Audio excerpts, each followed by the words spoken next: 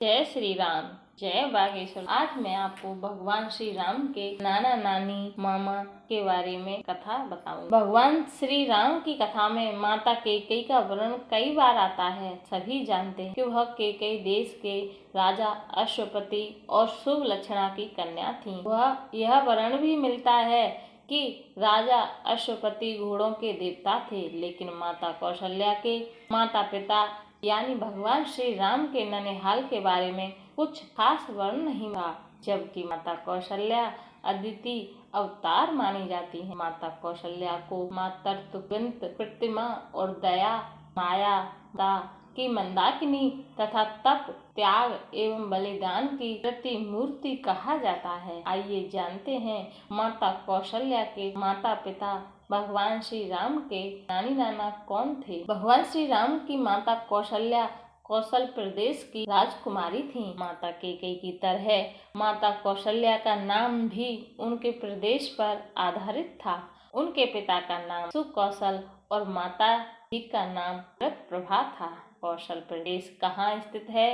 इतिहासकारों एवं विद्वानों ने अलग अलग वर्णन किया है। कुछ लोग इसे वर्तमान छत्तीसगढ़ मानते हैं, तो कुछ इतिहासकार उत्तर प्रदेश के गोरखपुर का क्षेत्र, एक हिंदू ग्रंथ में दक्षिण भारत उड़ीसा का भी उल्लेख है। एक चीज समान है और वह यह है कि कौशल प्रदेश एक स्वतंत्र, आत्मनिर्भर एवं स्वाभिमानी देश था।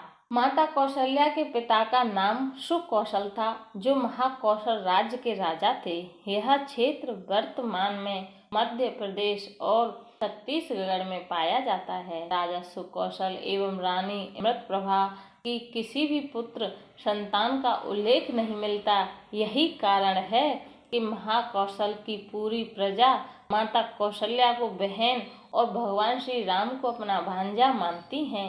यही कारण है कि आज भी महाकौशल क्षेत्र में मामा अपने भांजे के पैर छूते हैं, का पूजन करते हैं। अब मैं आपको बताऊंगी माता कौशल्या का राजा दशरथ जी के साथ कैसे विवाह हुआ था। राजकुमारी कौशल्या के विवाह योग्य होने पर वर की तलाश में चारों दिशाओं में दूत भेजे। समय अयोध्या के राजा दशरथ ने साम्राज्य विस्तार अभियान के तहत कुछ स्थल के राजा कौशल को मित्रता या युद्ध का संदेश भेजा। राजा सुकौशल को भ्रम हो गया कि अयोध्या के राजा दशरथ उनके राज्य को अपने अधीन करना चाहते हैं। स्वाभिमानी एवं स्वतंत्रता प्रिय होने के कारण उन्होंने युद्ध का विकल्प चुना। दोनों के बीच घोर युद्ध हुआ। अंततः राजा सुकौशल पराजित हो गए। तब राजा दशरथ ने उन्हें अपने अधीन नहीं किया, बल्कि मित्रता का प्रस्ताव रखा। राजा दशरथ के मधुर व्यवहार पर राजा सुकौशल मोहित हो गए।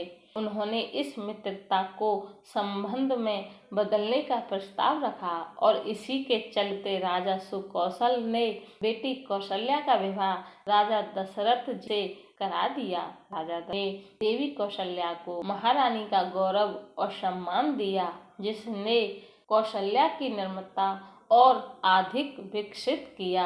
आरंभ से ही कौशल्या जी धार्मिक थीं। वे निरंतर भगवान की पूजा करती थीं, अनेक व्रत रखती थीं और नित्य ब्राह्मणों को दान देती थी। माता कौशल्या ने कभी भी राम तथा भरत में भेद नहीं किया। पुराणों में कश्यप और अदिति के दशरथ और कौशल्या के रूप में अवतार भी माना गया है। पुराणों में कहा गया है कि प्राचीन काल में मनु और शतरूपा ने वृद्धावस्था में आने पर घोर तपस्या की।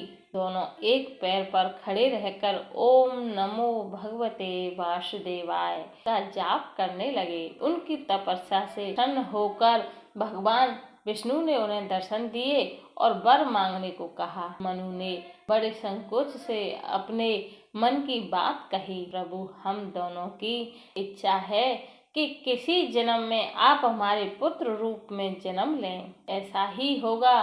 भगवान ने उन्हें आशीर्वाद दिया और कहा, त्रेता युग में मेरा 7वां अवतार राम के रूप में होगा।